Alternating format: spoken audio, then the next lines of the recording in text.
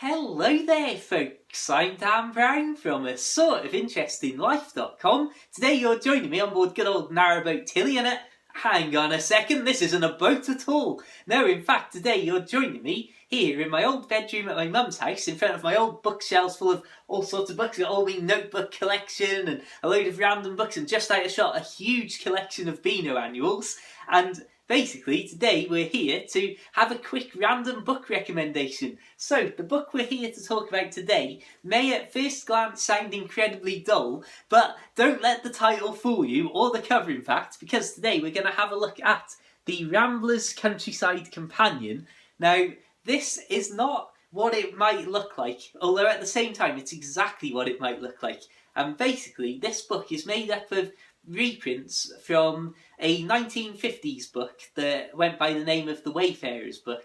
And what I love about this is that it's giving you a look into a really old-fashioned version of Britain and the UK countryside, and from today's modern perspective, even though this is only from the 50s, it's describing a world that's almost impossible to imagine living in, I suppose. And for somebody like me who's spent so much time out in the middle of nowhere, wandering down paths and tracks and stuff, it's absolutely fascinating to look and see how I think I'm going to sort of old-fashioned rural places, but then seeing what only like 60 or 70 years ago it was like, it's just incredible.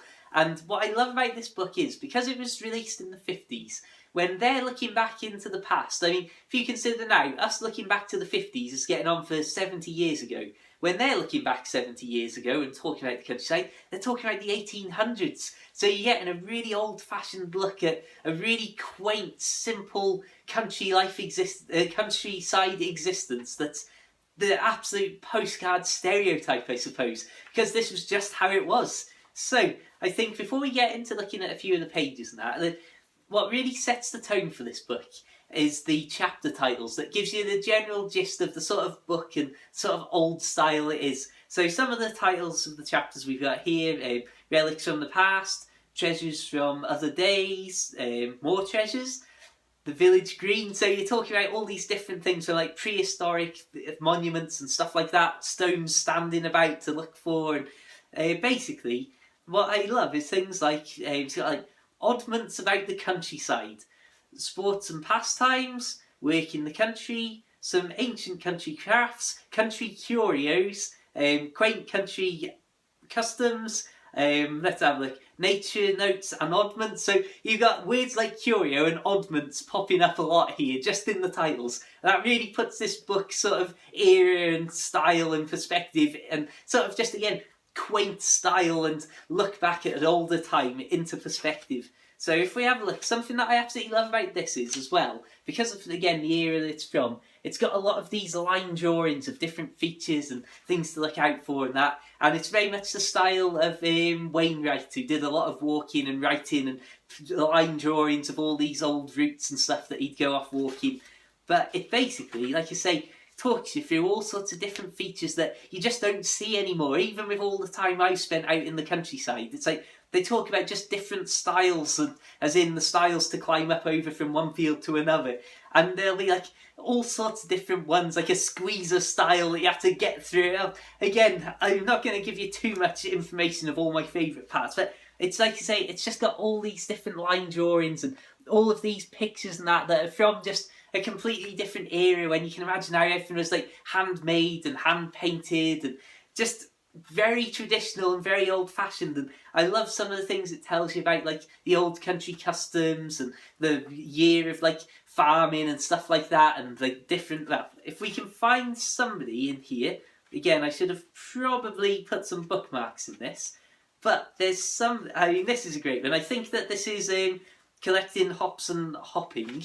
But basically, it's like, how fantastic is that as a way to go to work? And that's farming in action in the old days, literally going about on massive stilts there to get, well, whatever's growing in the trees. And it's that sort of real old-fashioned thing. I mean, can you imagine in this modern day anybody turning up to like work in a, I don't know, a vineyard or wherever these breweries and stuff are and what have you, and you go, right, need to just get up into these trees. Oh, could you pass me the stilts, mate? Oh, you want the stilts? Yeah, I'll just get them for you. It's like, it's that sort of real old quaint sort of, you just can't imagine in the modern era of health and safety somebody going, well, you know what, I think what we need is to tie some massive pieces of wood to our legs and then get out in that bumpy field there. So again, this is the Rambler's Countryside Companion. I'll leave a link in the description to it, and it's just a really lovely book, and it's sort of, if you're into nostalgia and if you like sort of very traditional, stereotypical, I mean, I suppose almost grass is always greener views of